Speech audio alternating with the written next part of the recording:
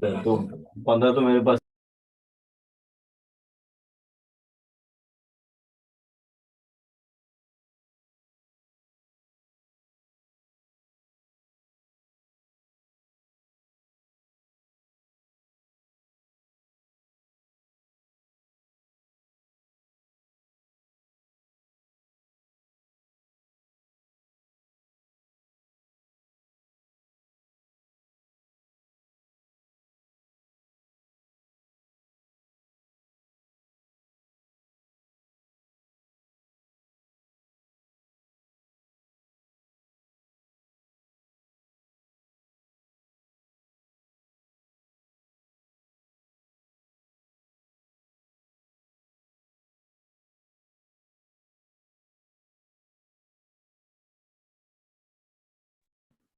हरे कृष्ण प्रभु जी, दंडवत प्रणाम। क्या करेंगे? दंडवत प्रणाम माता जी। I am just in 2 minutes I will be available.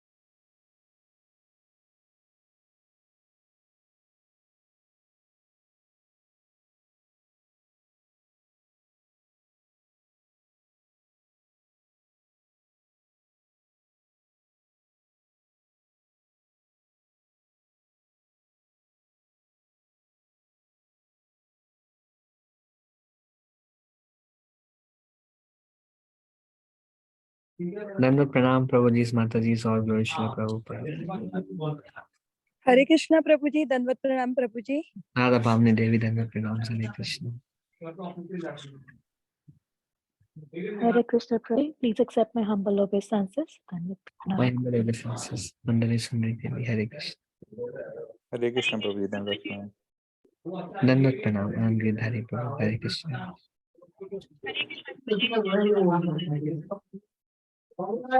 रिक्ता माता जी, दंडवत प्रणाम। हरे कृष्ण। हरे कृष्णा प्रभु जी, दंडवत प्रणाम। आनंद प्रिया देवी, दंडवत प्रणाम। हरे Krishna. So only at the morning meal. So I saw that we can get 65. I'll keep it in a one for breakfast. I'll tell you in the morning.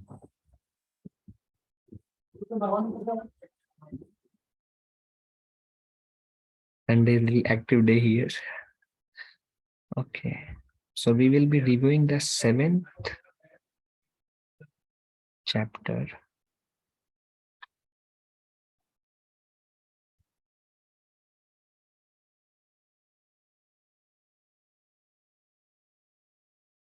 Also, I want to share some information for exam.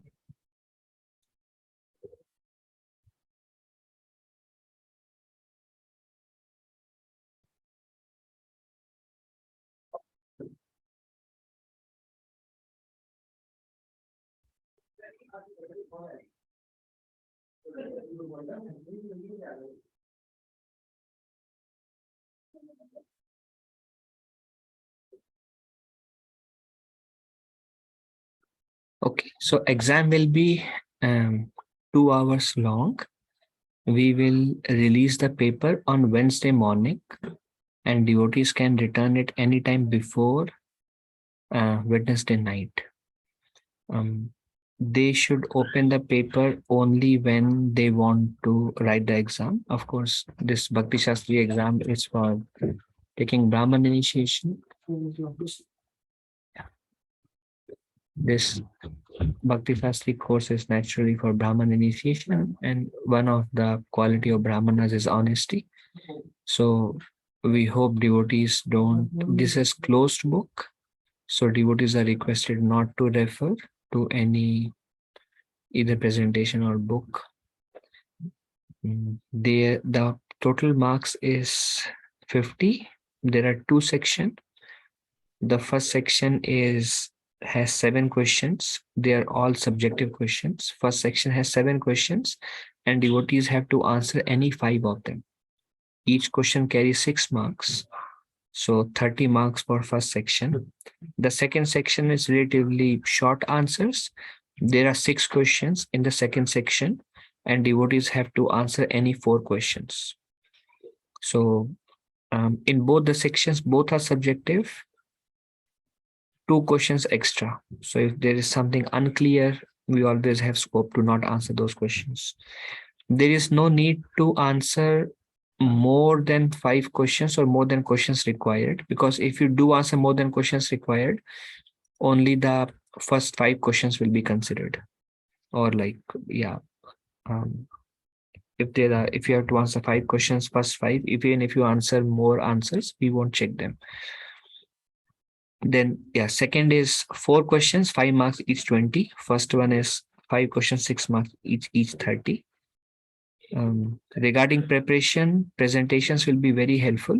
We have made presentations such a way that it will help in assignments and exams. It will be nice if you can recall most of the points in the presentation. Devotees may not have much time to hear the lecture, but if you just go through presentation and prepare well from there, that will be helpful. Okay, are there any questions regarding this?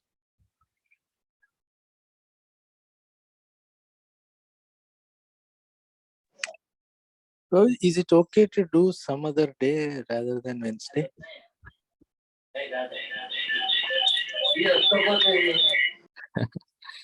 Then it will become like then it's more like not an exam, it's more like an assignment there, Prabhuji.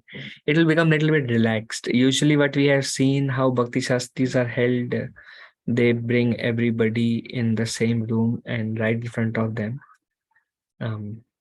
So I mean, actually, it's a working day, so I don't know, 2 hours how do difficult to take. So maybe if it is okay, you can move the exam altogether to Saturday or Sunday. That's a possibility. We are okay doing that. What does other devotees think?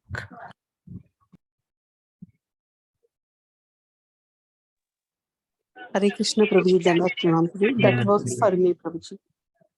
Like weekend. Yes, Put it on a Prabhuji. Weekend. Yeah.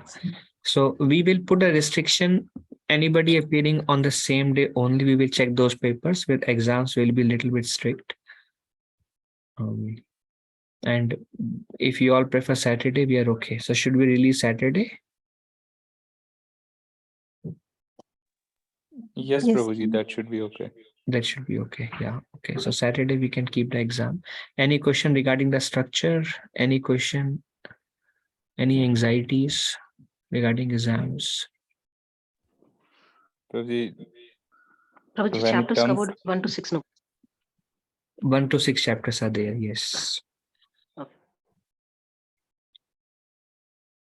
Who else has a question? no, Prabhuji, you asked about anyone has anxiety. So I was just thinking, when it comes to question, nothing. Yeah, I mean, it's difficult to recollect. Well, it's just like my recommendation, Prabhuji, for exam point of view, if you're thorough with presentations, it should be mostly covered. See the title of the presentation also, and then see what the slide says. Sure, Prabhuji. The purpose of this discussion is the purpose of review session is to make it easier for devotees to go through it. That is the purpose. Sure. Yes, Prabhuji, we'll follow your advice. If you are unable to read all the purports, I think you will still be able to go through it easily. Keep the presentation in the focus. Read all the translations once. It's recommended if we can do all the purport, that is the best and most thorough preparation. But if devotees don't have time, at least the presentation should be thorough. Sure, And Prabhuji. from how much I know all of you, for all of it will be like a piece of cake, maybe.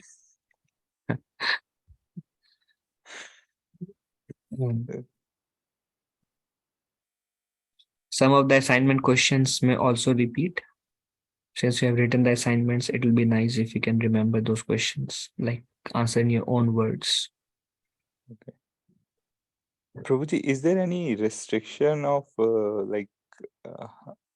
how much long a answer should be, or what is the minimum expectation? Oh, very, very nice question, Prabhu. Well, what I would say is keep it to minimum words.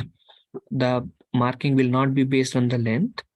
Even if the question is 6 marks and you have written 4 words in that, if you cover the point, you get full marks. So we won't be looking at the length, and it will be easier for us to check if it is short answers, but to the point. If point is missing, then we cannot give the marks. Okay. Okay, Prabhuji, that's very helpful. Thank you. Prabhuji, what is the pass mark? Pass mark, everybody will pass, Prabhu, don't worry. So everybody is surely going to pass. In case if anybody fails also, we'll ask them to write the exam again and pass it. Nobody is going to be devoid of Bhakti Shastri. Just don't send this thing that I am saying in public. But we'll make sure everybody goes through it. But this is, you all are very nice devotees, but we have to do this formality because this is needed. This is the GBC rule. Okay.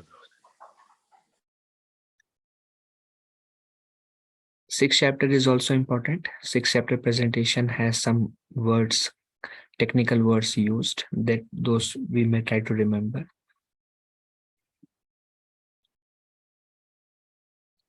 Okay, any other question? Yeah, Hare okay. Krishna Prabhuji, please forgive. Mm, So, if the exam will be open for 2 hours, does that mean that when I open and I see the question paper, I have 2 hours to complete my answers and send them to you? Yes, you can send to the Bhakti Shastri email ID. Yeah, Anytime yeah, you great. start, anytime you end, this just because devotees have different schedule, but we are at least trying that same day. Otherwise, the concern is, Prabhuji, we are not prepared. We'll write after 1 month, and then so many things will open up. So we don't want to go in that route. Fine, Prabhuji. Thank you so much. So this coming Saturday then, not Wednesday. Yeah, based on devotees' request. Yes, Mataji. Oh, thank you so much, Prabhuji. Thank you, Mataji. Any other question regarding exam?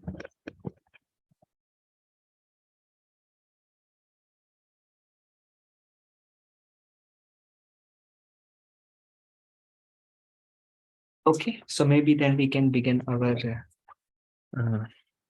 today's discussion.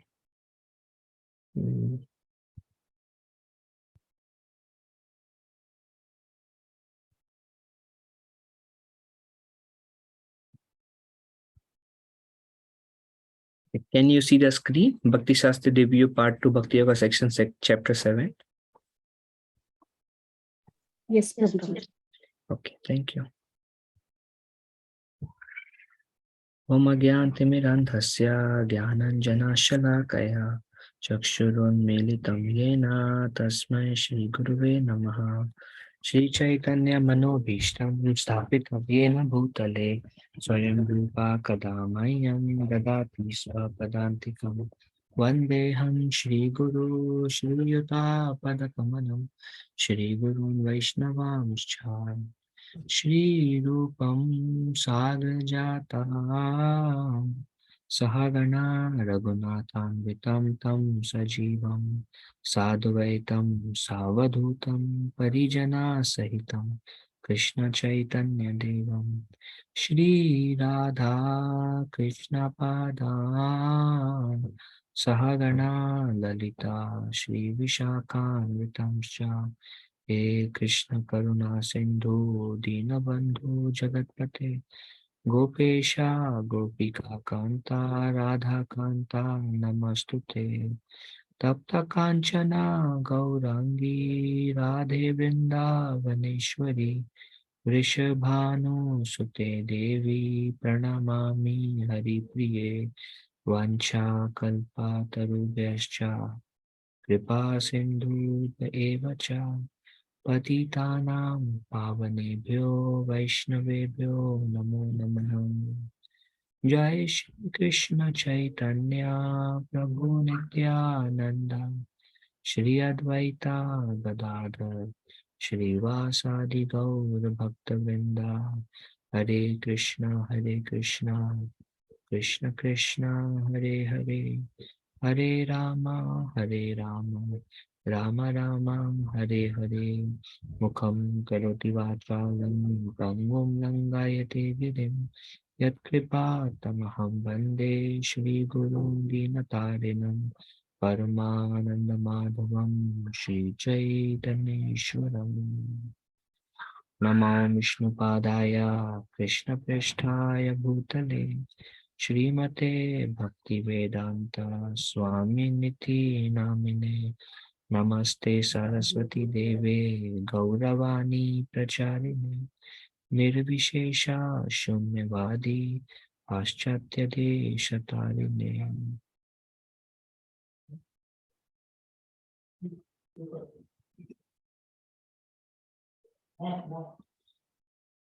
Okay.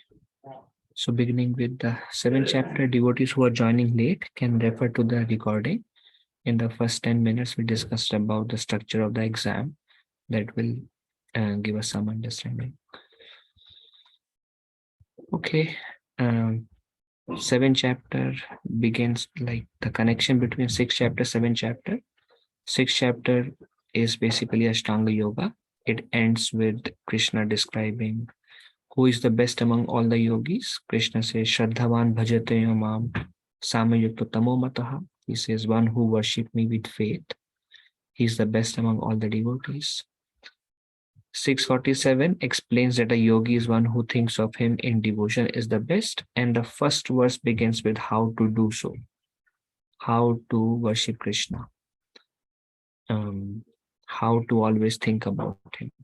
And the beginning of worshipping Krishna, thinking about him, is Tatshinu. Tatshinu means now hear about me. That's why the 7th chapter is called Knowledge of the Absolute. Now Krishna is speaking about him.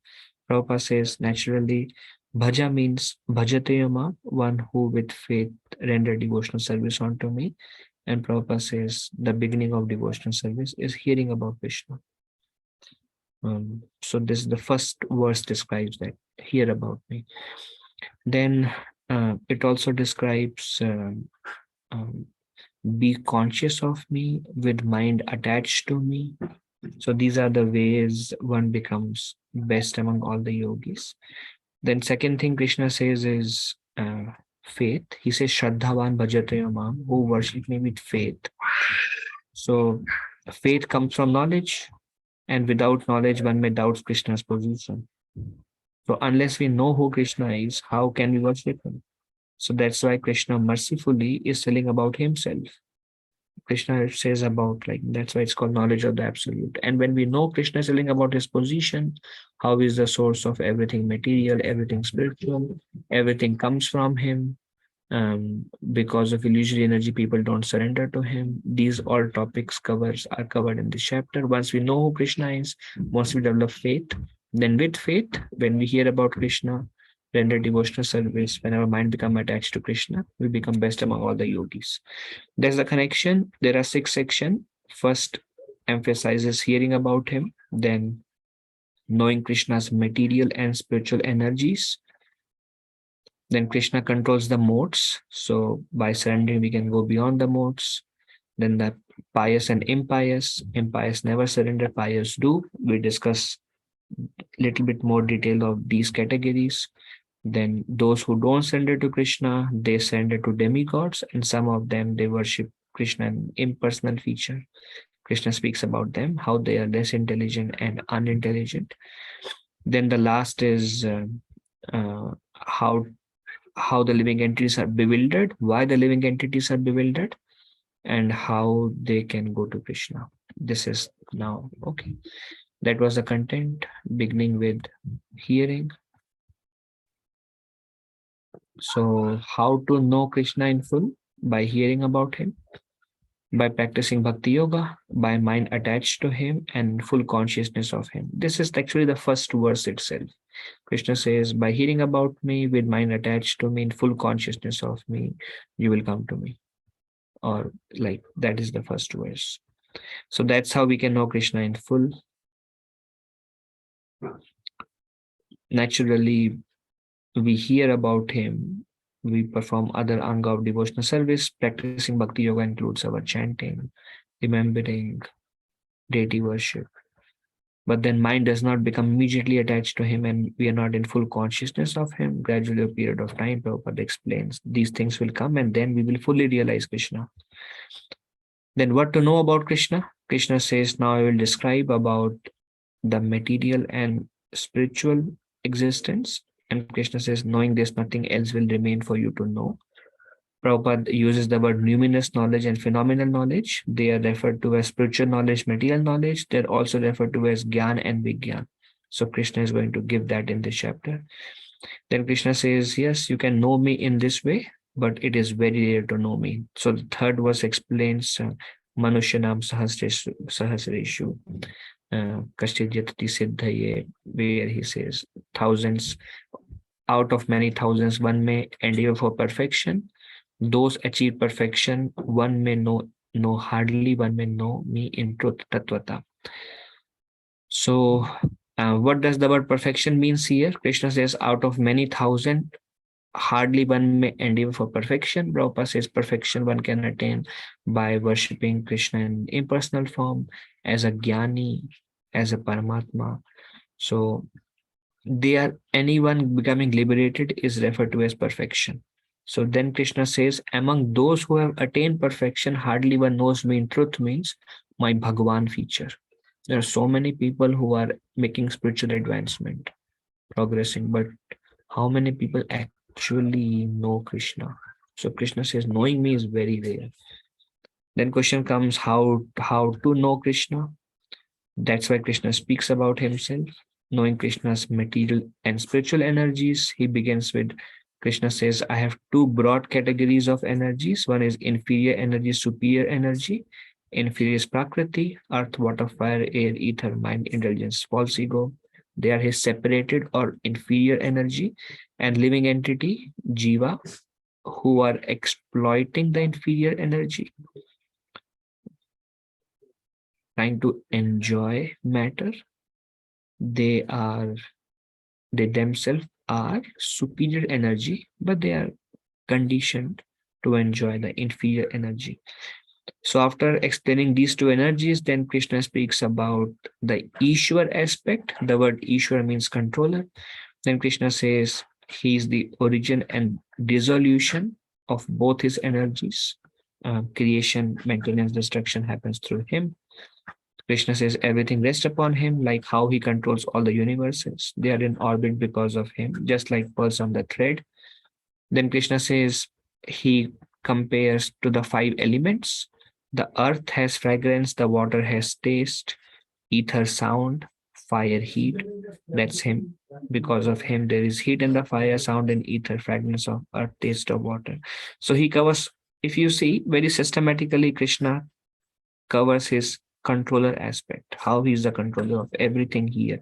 The universes, creation of universes, destruction, everything creation, destruction, whatever the natural elements give, all those elements, then whatever the human beings have. Then he says the light of sun and moon, the cerebral Om is also coming from me. Then the prowess, the intelligence of a man, ability of a man also comes from me. Krishna says the penance of ascetics, the life force, the soul comes from Krishna. Then sex life, he uses the word dharma viruddha. Dharma viruddha means which is not against religious principles, which is illicit sex. I mean, which is like legalized sex life. Krishna says that's also me. So if you see in these words, Krishna covers everything.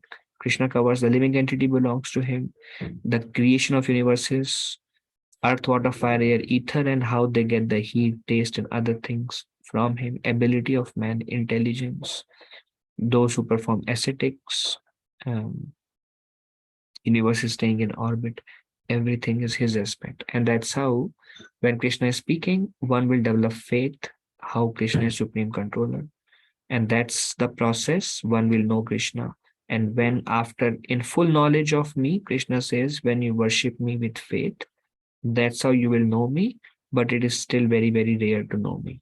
Because one thing is you have faith on Krishna, you worship, another is mind attached to me, that takes some time. Then Krishna says, know that anything remaining, Krishna says, all states of being, be they in goodness, passion, ignorance, are manifested by my energy. So this is the controller aspect of Krishna.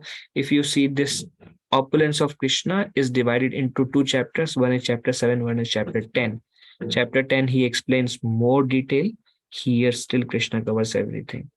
And whatever is remaining, as we know, the entire material world is manifested by the three modes: goodness, passion, ignorance. Then he says, whatever remains, whether it is in goodness, passion, ignorance, everything is by my energy, means I control everything, Arjuna. Okay. And before that, he covers all the elements belong to me, living entities belong to me in this material world. Other than the 8 elements and Jiva and Paramatma, nothing else exists. And after everything belonging to Krishna, all of their interactions, whatever characteristics they have, everything else is also me. I am everything.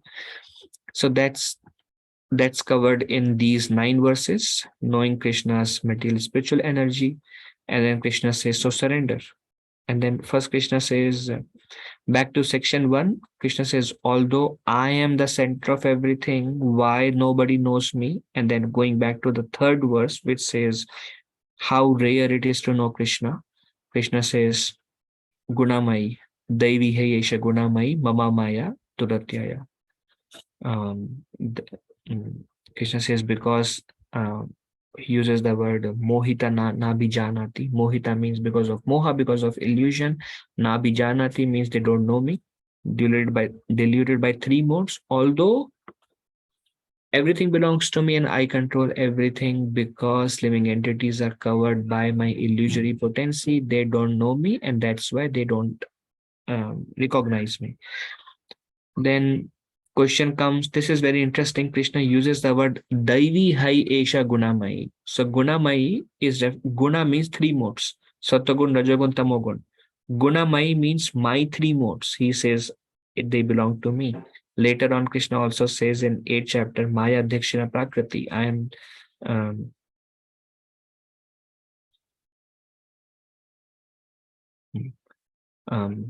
so Gunamai, and Krishna uses the word Daivi. Daivi means divine. Krishna says this divine energy of mine. So the question may be asked, Maya Devi is external energy, then how it is divine energy? So it is described, it is because this energy is working under, first of all, it is the energy of the divine.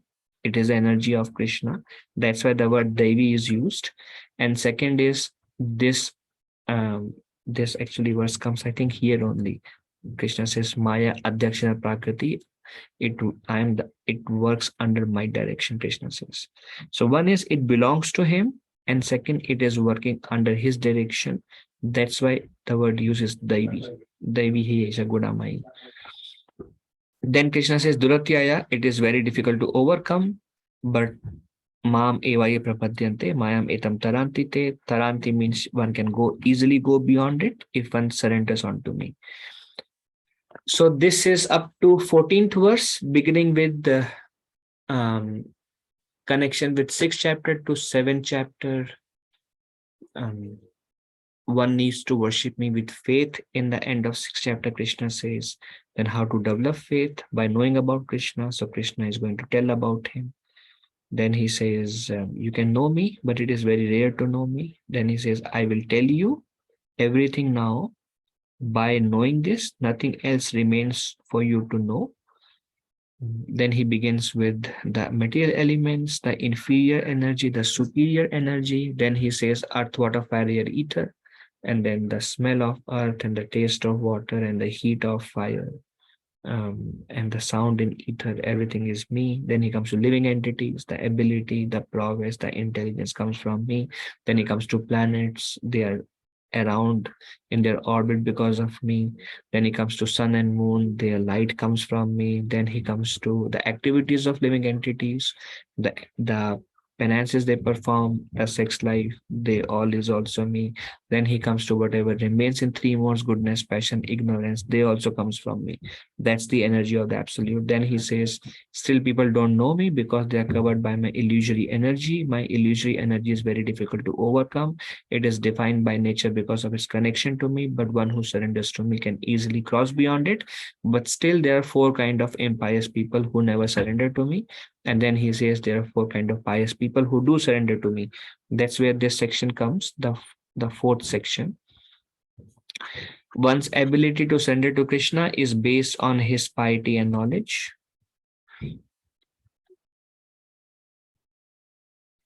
Dushkritinas are impious people who do not surrender. Kriti, Prabhupada says, means meritorious work.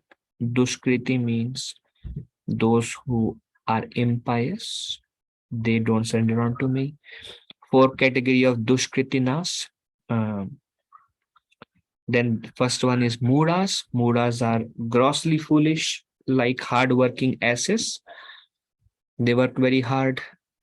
Attachment, they are very attached to the fruits and does not want to share with Supreme. This is some characteristics Prabhupada describes about Mudas. They work very hard.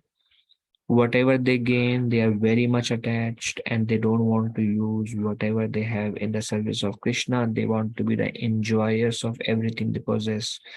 They are working so hard, but they don't know for whom they should work. They are working for another category of mudas. Then Prabhupada says, what is their happiness? They cannot sleep in the night, no time for food because they work so hard. They have sleepless nights. He suffers from ulcers, indigestion. Then they have no time to hear about Krishna. You tell them, please hear about Krishna. They say, we have no time. We are very busy. We don't have time to sleep, don't have time to eat. So that's how their happiness comes. So much suffering. Prabhupada says they get little happiness from sex life here and there. Then Prabhupada gives an example of swine eats night soil, not caring for sweet meats. I mean, they can eat sweet, which is so nice, gulab jamun, rasgullas, but they eat soil. So likewise, these mudas, foolish, working for a wrong master, very much attached to their fruit, trying to enjoy, no time to enjoy, a little bit they enjoy here and there, but their happiness is like soil. It's material by nature, they become more entangled and more attachment, and from attachment comes suffering. So these kind of people, they don't surrender to Krishna. Then the second kind of people is Naradhamas. Nara means mankind, and there is Uttama and there is Adhama. Uttama are great souls, Adhama are fallen souls. One thing that is said about Chaitanya Mahaprabhu is Uttama Adhama ka na kare vichar. He did not see who is qualified, who is unqualified. Mahaprabhu came to give love of God to everyone. So Naradhamas here refers to lowest among mankind, Adhama. Prabhupada describes they are socially and politically developed, but no religious principles. Means they have a position, they have a job, they are managers and workers and CEOs. They go to restaurants, they wear suit, tie, and coat. They discuss about politics. They have a good social angle. They have a whole social circle. They connect with many people. Like most of the people, Prabhupada also says 99% of the 99.9% of the people in this material world belong to Naradhamas. They are called lowest among mankind because their consciousness is absorbed in matter. 99.9% of population is Naradhama. This fourth category is important for our next section. Effect of all powerful material energy on Naradhamas, all their education is made null and void. Whatever they learn, whatever they gain, everything is taken away from them eventually. Hope for Naradhamas, they are too absorbed in material sense gratification. Hope for them is Jagai and like mercy of devotees. Jagai and Madhai comes under example of Naradhamas, and Prabhupada also says in Kali Yuga everybody is Jagai and Madhai from that perspective. Then recommendation of Lord Chaitanya, they can be delivered by submissive hearing process. Now the difference between Mudas and Naradhamas, Mudas, they work very hard like an ass.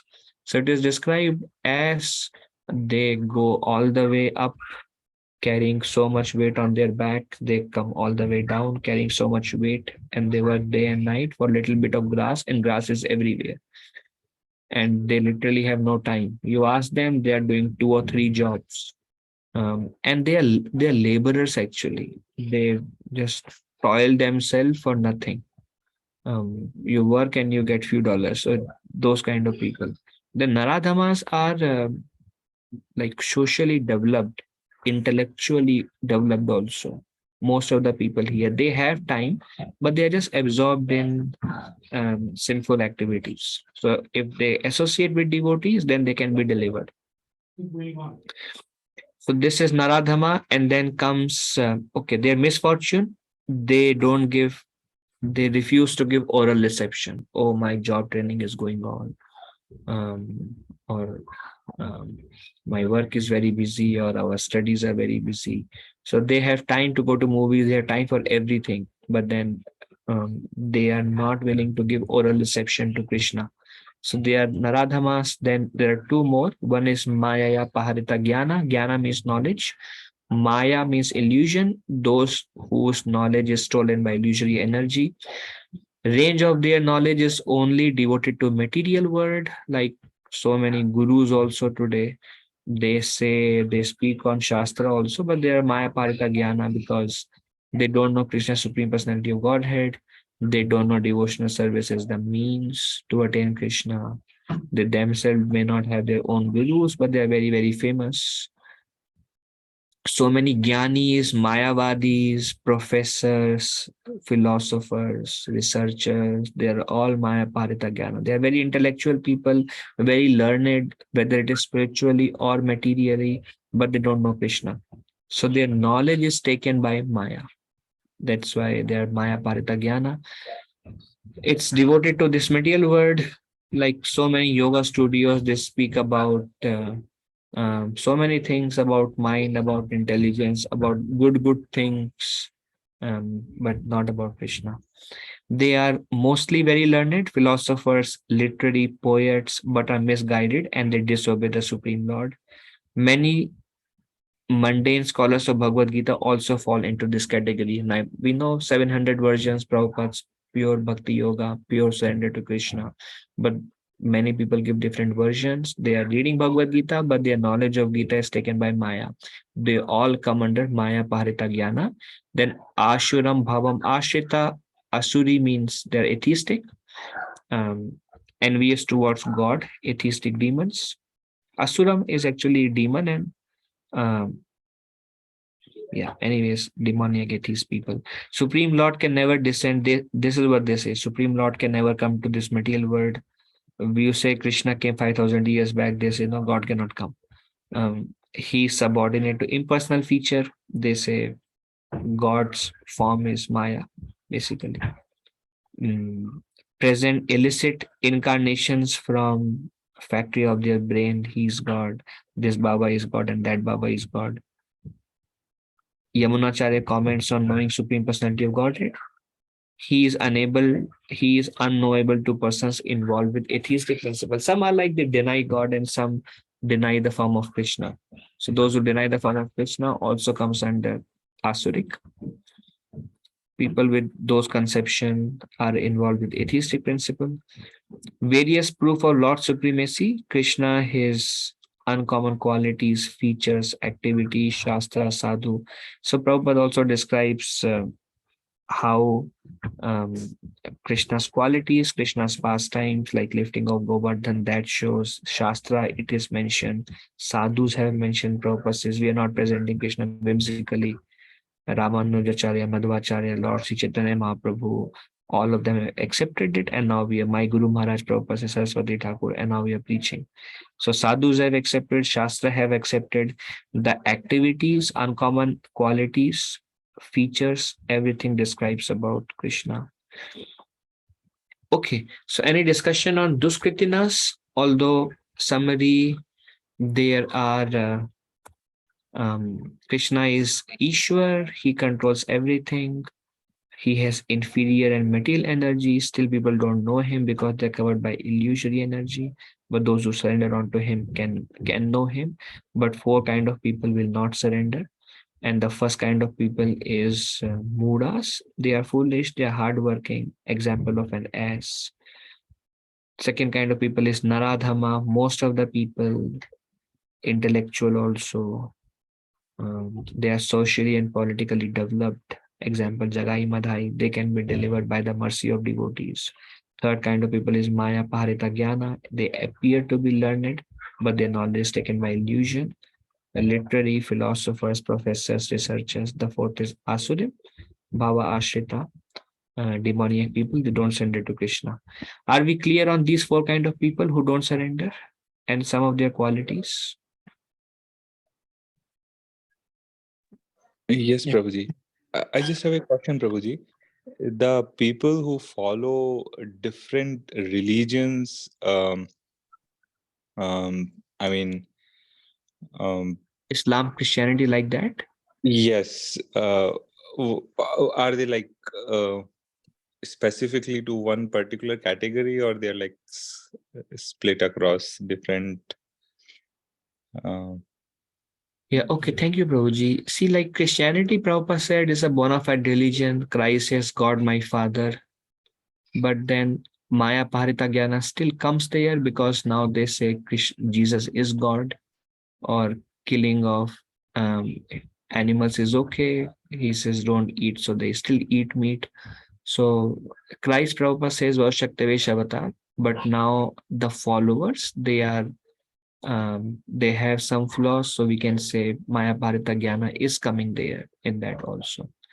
The Islam, they say God's form is impersonal. They don't believe in personal aspects, so some aspect of Maya Bharata Jnana is there also. Does it address, Prabhuji? Yes, Prabhuji, thank you. And even the so-called Hinduism, I mean, there are so many Yes. thought processes. Yes. Maya Parita Jnana Prabhu. So many gurus on YouTube famous Maya Parita Jnana. Are you all? You can turn the gate off, Prabhu. Okay. Any other discussion on this? Duskritinas? Good. Okay. Thank you. We'll go to Duskritinas, 4 kind of Sukritinas. They are pious people. Then Artha Arthati Jigyasu Gyani. Artha is distress. Example Gajendra. Artharthi is seeker for wealth. Example Maharaj Dhruva. Jigyasu inquisitive. Series of Naimesharanya, or many of us may be inquisitive. When we came to Krishna consciousness, they really want to know. They can see life is something beyond, body is temporary, who is God, just seekers. Then Jnani are those who desire knowledge of absolute truth. Example, Sukadev Goswami and 4 Kumaras. The difference between Jnani and Jigyasu: Jnani are looking for knowledge. Jnanis are liberated souls. Jnanis don't know Krishna, Supreme Personality of Godhead. All 4 are considered neophytes because they don't know Krishna, Supreme Personality of Godhead, and that's why they're approaching Krishna. But Jnanis have no material desires, so they are best among all the 4. And Sukadev Goswami and 4 Kumaras are Jnanis in a way. They both were liberated, but they both were impersonal by from their beginning.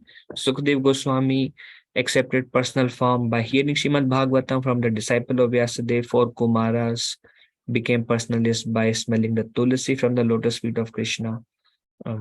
So they became pure devotees eventually, but their initial liberated stage was Jnani. So hope this helps. Then are they pure devotees? No.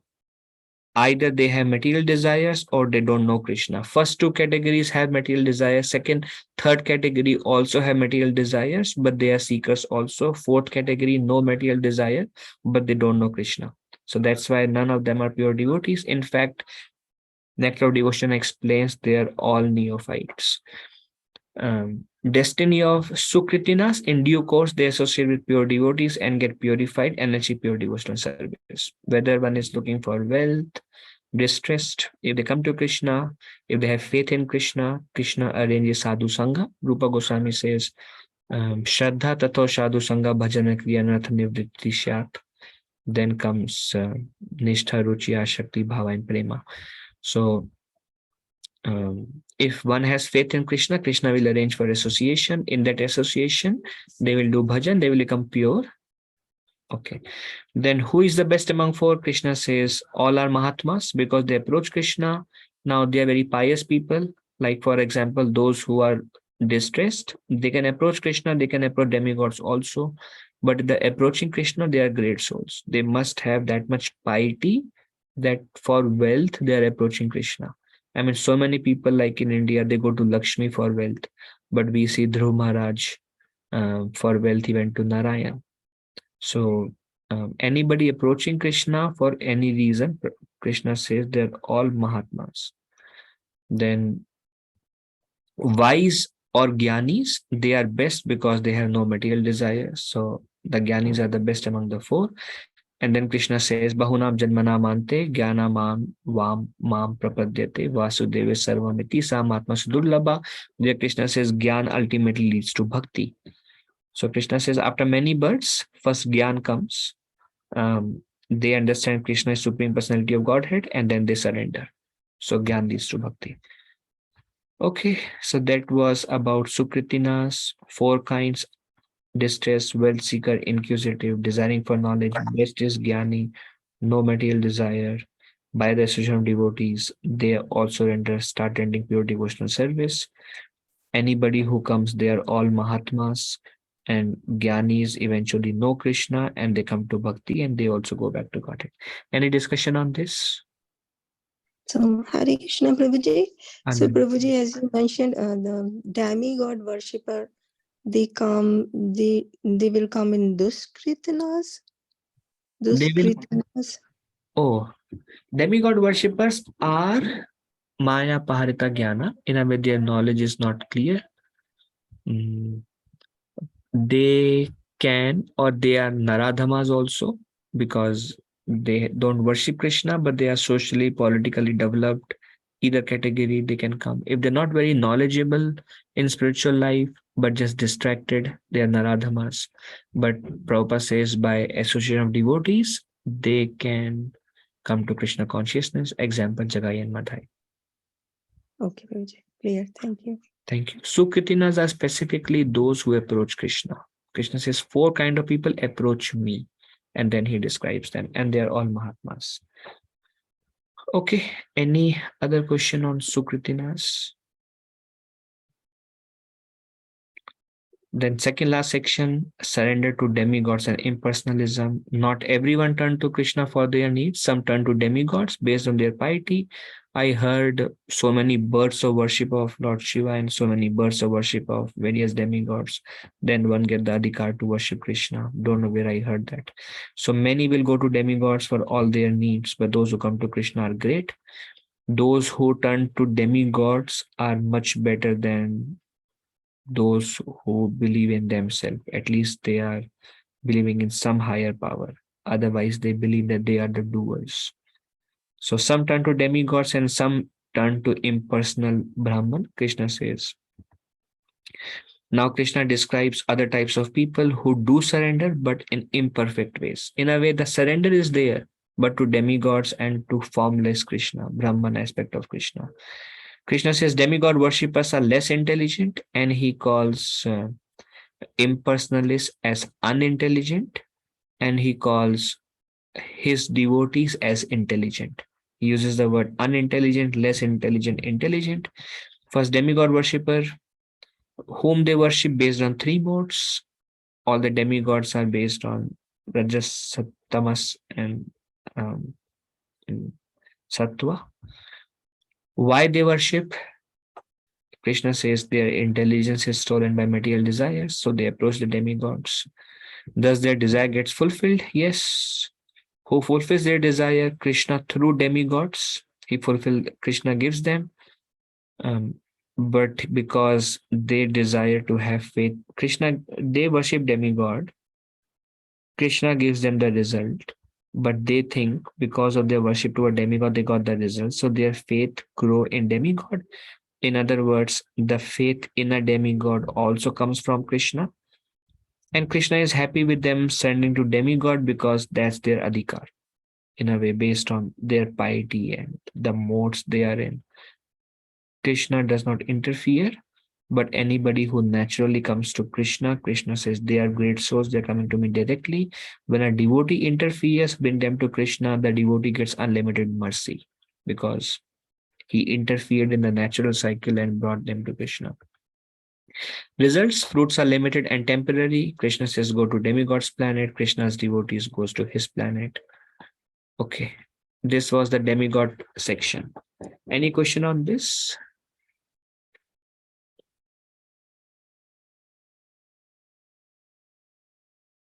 Okay, very nice. Thank you. Impersonalist, Krishna says they are unintelligent. Their philosophy, impersonal Brahman is supreme. Krishna's form pastimes are temporary manifestations of Brahman. They say Krishna's form comes from Brahman. Krishna's pastimes are temporary. So there is no need to hear, but you can worship them. You can worship the deities of Krishna. And as you become advanced in deity worship, then at one point of time, you have to go beyond the deity and worship the impersonal God. Most of the pujaris in Hindu temple also believe the same, that God is impersonal. One devotee was telling, he got a home, he invited some pujari in our Hindu temple. He came and he said he worshipped. Then he asked some question. Usually we should not ask questions from anybody other than devotees. He asked this pujari a question. थोड़ा बताइए भगवान के बारे में, भक्ति के बारे में, worship के बारे में. So the pujari said, yeah, we worship them in the temple, but ultimately you have to go beyond them. And you have to see the Nirakar form of Bhagavan. So I told him, Prabhu, don't talk to him again. So, I mean, he's a pujari in Hindu temple. So they are unintelligent. Result for impersonalist, Krishna says, Supreme Lord, absolute truth hides. Krishna says, I remain hidden. I am covered by my own internal potency from the foolish and intelligent. I never manifest to foolish and unintelligent, and I am covered by my own internal potency. Here, foolish refers to demigod worshippers and unintelligent refers to impersonalist. Foolish means less intelligent. So less intelligent, unintelligent. Those who don't want to surrender to Krishna, Krishna does not interfere in their free will. And Krishna remains covered by his own internal potency. Krishna says only by bhakti. That's why Krishna says very few people attain for perfection. They attain perfection various ways, but hardly one knows me in truth. Although I am the supreme controller, I am the Ishwar. Brahmaji also say Ishvara Parama Krishna Sachitananda Vigraha. They do not know Lord as imperishable, supreme, unborn, and infallible. Krishna, this is Krishna himself says that he is imperishable. This clearly refutes the Brahman philosophy because they say the body of Krishna perishes. And Krishna is very intelligent in order to not to disturb the faith. Krishna is, he does not want to impose himself on anyone. He wants all living entity to come to him by the use of their own free will. Srimad Bhagavatam says when Krishna was hit by the arrow after speaking to Uddhava and Maitreya in Prabhas Kshetra, Krishna sat on the chariot and Krishna left. Only the demigods could see when Krishna left to spiritual world, and Krishna left a illusory form behind that was burnt later on. And Krishna did that so that those who are unintelligent and foolish, they think Krishna left his body. Just like Mother Sita, this is like, just like there are many examples like this. Mother Sita, Maya Sita went to Ravana. Likewise, one form of Krishna stayed behind. Krishna does all this just not to disturb the faith. Even Chaitanya Mahaprabhu would not reveal his divinity to anyone and everyone. He would not reveal to Sarva Bhattacharya or Ramananda Roy unless they surrender to Mahaprabhu. He would not reveal to Prakashananda Saraswati to prove Krishna never wants to prove. When they surrender, when they have faith, when they beg, please reveal who you are.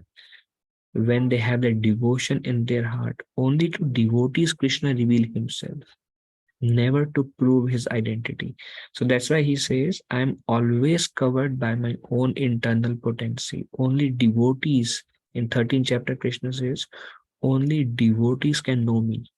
And after speaking Bhagavad Gita in 18th chapter, Krishna says, this knowledge should not be given to those who are not austere and who are not devotees, who are not practicing. Don't give this to them. So he's always covered.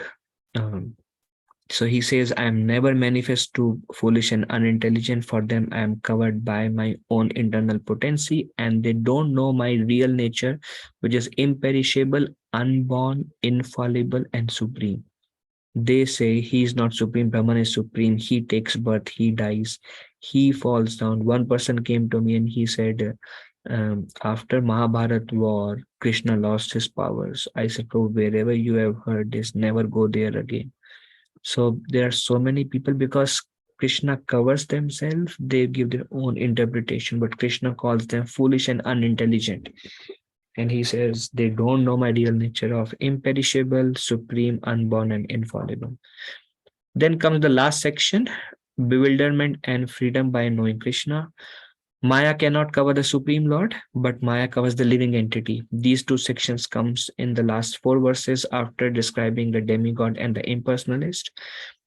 First, Krishna says, I know past, present, future. I know all living entities. Me, no one knows. Krishna knows past, present, future. Krishna knows everything. Like one thing we say, when Maya covers us, we don't remember past, present, future. It is said when the child is in the womb, the child remembers up to 100 births. As soon as the child comes out, child is covered by the illusory energy and child thinks, I am the son of this and daughter of this. And he doesn't remember anything in the past and future. But in the womb, he remembers everything. Sukadev Goswami didn't want to come out because he was self-realized. He said, as soon as I come out, Maya will cover me. Arjuna was covered. Krishna says, you don't remember, I remember. So through this line, Krishna is saying, I am not covered by illusory energy. Anybody comes to this material world is covered by Maya. They don't remember. Sometimes they may remember previous birth by Krishna's mercy. Otherwise, they don't remember. That's why there is third canto explains, Kapila Muni explains, in the womb child prays, my Lord, I forgot you. Let me worship you in this life. But as soon as he comes out, he is covered by illusory energy. But Krishna remembers he spoke Bhagavad Gita to Vivaswan 2 million years back. So by this verse is a proof Krishna is not covered by illusory energy. He knows everything that is happening. He says, I know past, present, future. I know all living entities. Me, no one knows. And then Krishna says, Icha Dvesha Samuthena Dvandva Mohena Bharata Sarva Bhutani Sammoham Sarga Yanti Parantapa. He says, Icha Dvesha, because of the desire and envy, they are bewildered. Desire and hatred. Dvesha can be seen as hatred or envy.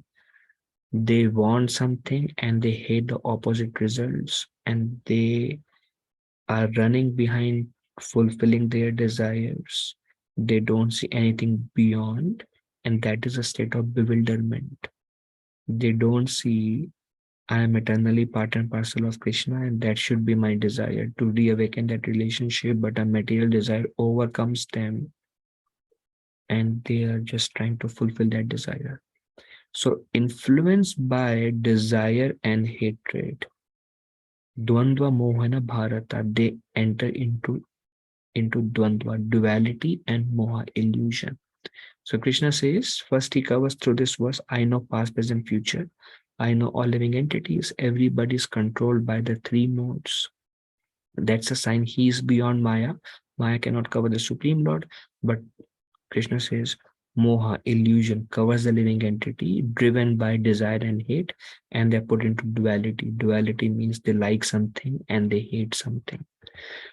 What causes living entities bewilderment, desire, and hatred?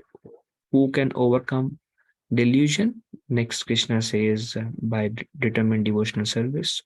Qualification to perform determined devotional service. Acted piously in this and previous life. After describing Ichadusha Samuthena, then Krishna brings the verse. Bahunam janmanam ante jnanamam vam prapadyate. Nahi. Te dvandva moha nirmukta bhajante mam dridavrata. Anyone remember the first two lines in that? Tesham Yeah, thank you. And Tesham to Antagatam Papam, Jananam Punya Karmanam. So, because of Icha and Dvesha, they are covered by duality. They are covered by Moha. But then, if they act piously, if they have acted piously in previous lives, piously means bhakti, there is piety, there is Bhaktion Mukha piety, Bhaktion Mukha Sukriti, Jnana Mukha Sukriti, Karma Mukha Sukriti. Karma Mukha Sukriti means you do good activity, helping others. This is not the kind of piety that will free us from delusion, but the piety of bhakti that will free us. So Bhaktion Mukha Sukriti here is mentioned. After many births of bhakti, they become free from Dvandva and Moha, and then they worship me with determination. So first Krishna says, after less intelligent, unintelligent demigod worshippers, then impersonalist, then I am not covered by illusory energy. Living entities are covered by illusory energy because of desire and hatred, and they come out after many lives of bhakti. They become free from Dvandva and Moha, and those who are free from bewilderment, those who are free from material desire, they worship me with determination. And since our sinful actions are completely eradicated by many lifetimes of piety, finally, conclusion, he says, intelligent person, this is the last verse, intelligent person, those who want to become free from old age and death, they take refuge in devotional service. They're actually Brahman. This will be the segue to chapter 8. Krishna says they're actually Brahman, and he says, they know me as Adi Bhuta, Adi Daiva, Adi Yagya. Their minds engage in me, can know me at the time of death. Krishna says, intelligent people, in order to become free from birth and death, they take refuge in my devotional service. They're actually Brahman, and they know me as Adi Bhuta, Adi Daiva, Adi Yagya. And their minds engage in me. They come to me at the time of death. They can know me at the time of death. 8th chapter, first 2 verses, we will see next week. Arjuna asks, what is Adi Yagya, what is Adi Daiva, what is Brahman, what is Adi Bhuta, what is Karma? All these 8, and how can one know you at the time of death? 8 questions, and then Krishna answers that. So, Adi Bhuta is material manifestation, Adi Daiva, Adi Yagya is super soul, like he's the enjoyer of all the sacrifices. Adi Daiva is the source of all the demigods, they reside in him. So in that way, he is all of those personalities, one who knows I am the source of everything. Take refuge in me in devotional service. Their mind engage in me. They know me at the time of death. And further, Krishna explains, anybody who remembers me will come to me at the time of death in the next chapter, attaining the Supreme. Okay, so that's the last slide. We have come to the end of chapter 7 review. If there is any discussion, we'll take now. Anything? Hare Krishna Prabhuji. Prabhuji.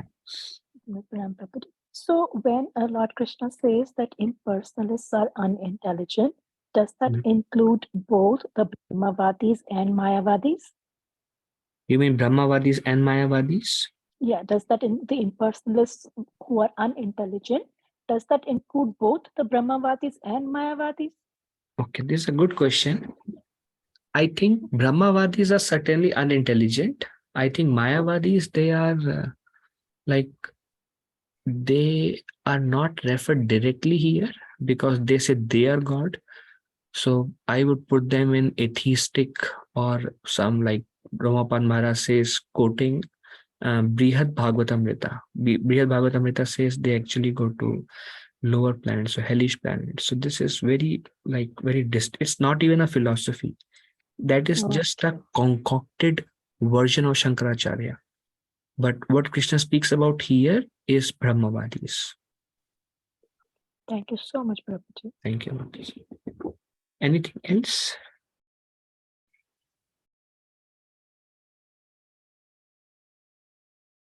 All right, Prabhuji's, Mataji's, thank you all for joining. We discussed first 15 minutes about the exam. We have moved the exam on Saturday because some devotees were not available on Wednesday. The structure of the exam is discussed. Please listen first 15 minutes. The paper will be released in the morning and any time by midnight. Devotees can take any 2 hours. It's a closed book. So please don't refer to presentations. Regarding preparation, presentations are sufficient for exams. Even you don't need to hear the recorded lecture. If you have the presentation, go through it thoroughly. You should be able to answer most of the questions. So we'll end here. Thank you all for joining. Vanchakalpatarubhesha kripa sindhubhya eva cha patitanam pavanebhyo vaishnavebhyo namo namah. Ananta Koti Vaishnav Vrinda ki jai, Srila Prabhupada ki jai. Dandavat pranam. Hare Krishna. Hare Krishna Prabhuji. Hare Krishna. Hare Krishna Prabhuji, Dandavat Thank Pranam you so Prabhuji. much. Thank you. Hare Krishna. Hare Krishna.